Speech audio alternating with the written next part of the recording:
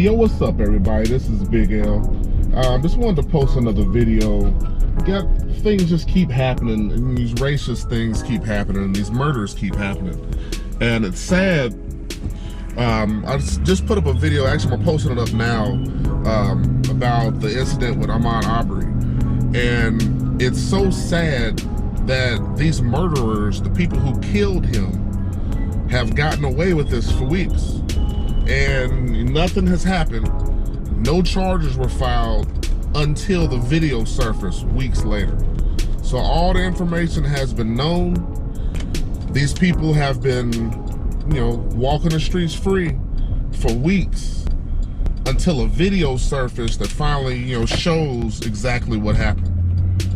It's very sad that murderers, depending on what color you are and depending on where you live, because not all white people get off on murderers. It doesn't just work like that. But when you come to these little cities, little towns where everybody knows everybody, and people are protected, you end up with those cases to where that's exactly what happened. You have an ex-cop and his son murdered a black man blatantly in the middle of the street, and they got away with it for weeks until someone posted the video and leaked the video out weeks later.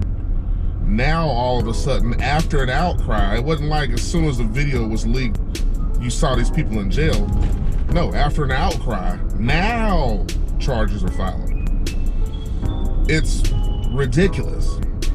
On the flip side of that, you have a case in Indianapolis, or in Indiana, where young black guy, Drejon Reed, I think his name is,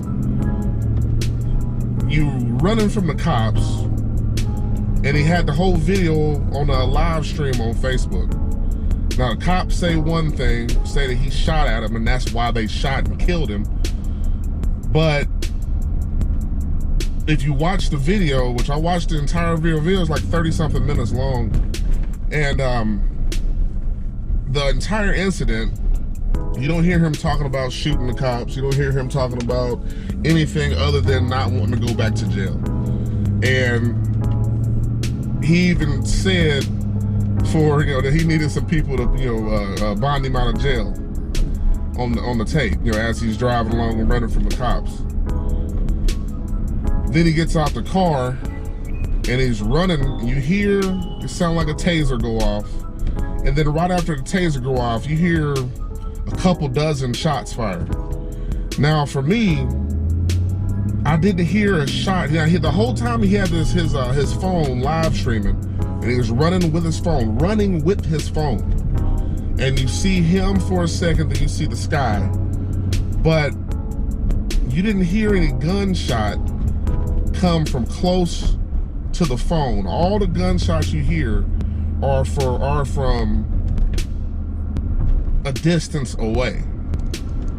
They're trying to say that he shot at them, shot a couple of shots at them, and then they shot back or exchanged gunfire.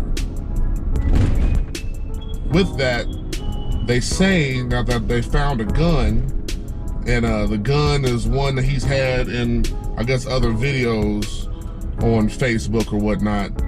They said they found a loaded gun.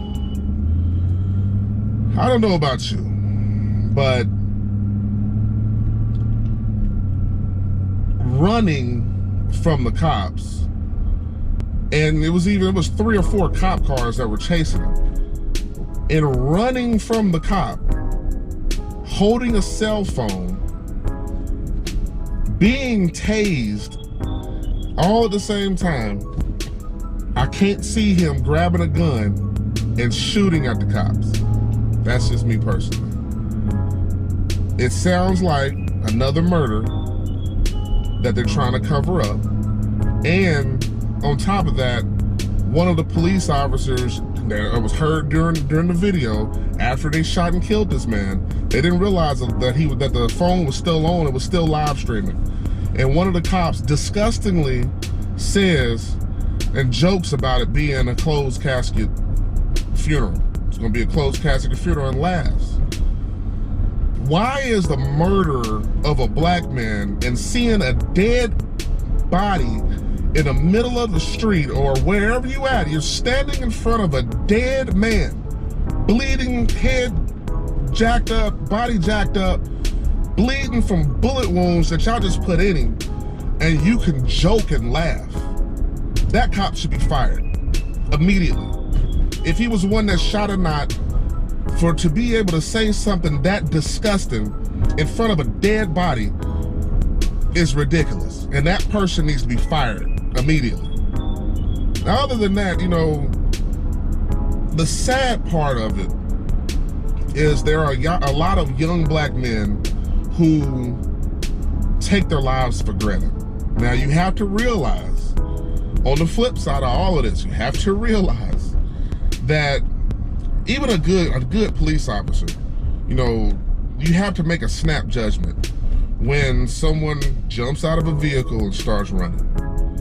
There's a snap judgment of what does this person have in his hands?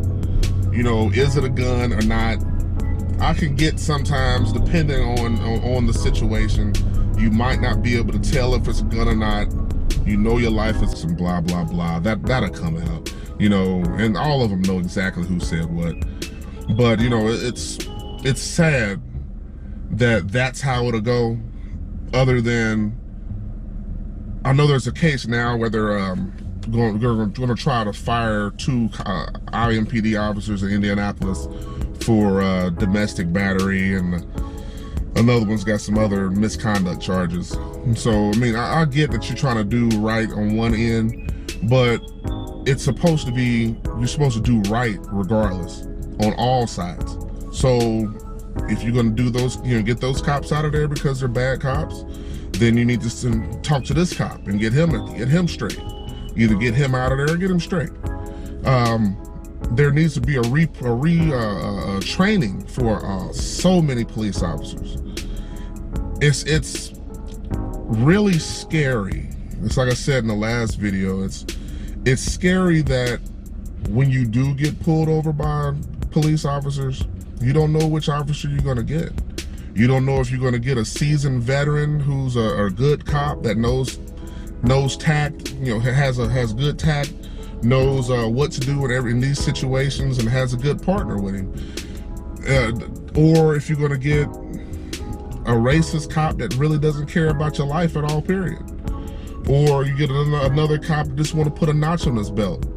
Or, you know, you get another cop that's just maybe scared and young and not really, you know, a seasoned cop that might react wrong in a situation. Your life is in danger in those situations. Your life is dependent on someone's training. And that's a scary thought. Your life is dependent on if this is a good cop or a bad cop. If this is someone who's gonna jump the gun and is quick to pull the trigger and then want to say oops after that, oh well, I thought I had my taser in my hand. No. It's sad, and you have to wonder, what do you do about it, you know? Because there are so many cops all across America, and a citizen, truthfully, honestly, doesn't know which cop is good and which one's bad. Which one's gonna jump the gun, which one's gonna hold the situation with a little more of importance. There's so many cases, and there's been so many videos that someone has been killed or shot by a cop, and they'll just let that person lay on the ground. The one that really got me a couple years ago, they were chasing this guy. They shot him several times, shot him a couple times point blank, and he's laying on the ground. You see the blood rushing out of his body onto the ground, and they still put handcuffs on this man and just let him lay there. And he just laid there and bled out and died.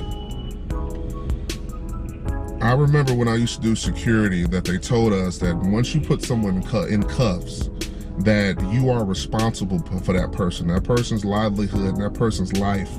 You are responsible for that person. So if they get injured or something happens after you put handcuffs on them, it's on you.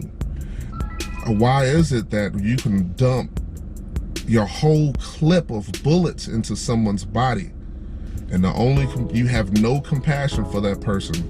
You still put them in handcuffs like they're a superhuman, and they're gonna jump up and run away with 19 bullets in them, you know, and bleeding out on the concrete.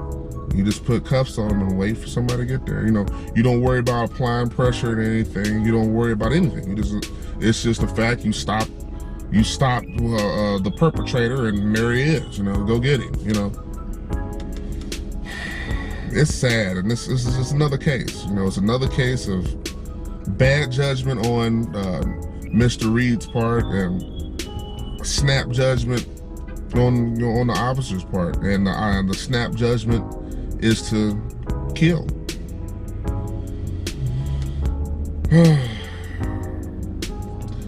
I don't know when it's gonna end, Joe. I really don't. And I really don't see an end coming before my time. It might be another 50 years before I die, and I don't see another end to this violence, the end to this stuff that's going on. Young black men, you need to take your life a little more serious. And this isn't a game. It's not something for you to live stream and laugh about, running from the cops, and how you don't want to go to jail, you got some dope on you, and blah blah blah.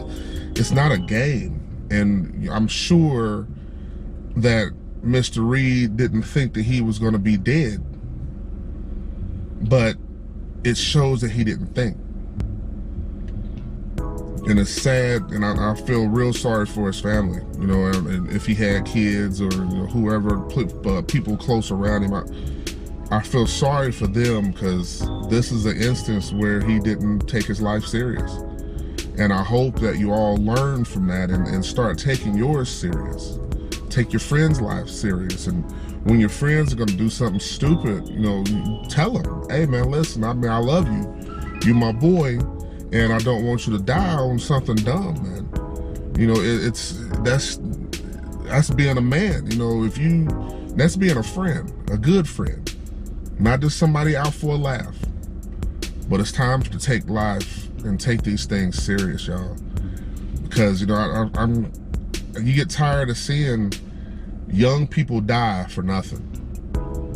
And even if you had to go to jail for 6 months, I would rather see you go to jail for 6 months than for someone to be trying to gather money together for your funeral.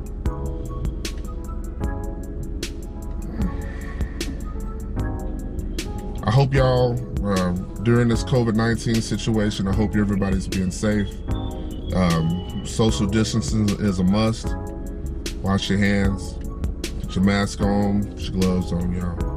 And encourage young people, encourage your friends. If they out in the streets doing stupid stuff, man, encourage your friends to do something better. And try to get them off the streets, Just try to do better, y'all. All right, I'm out for this video, man.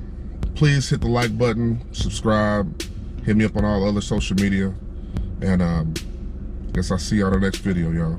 Stay up. Peace.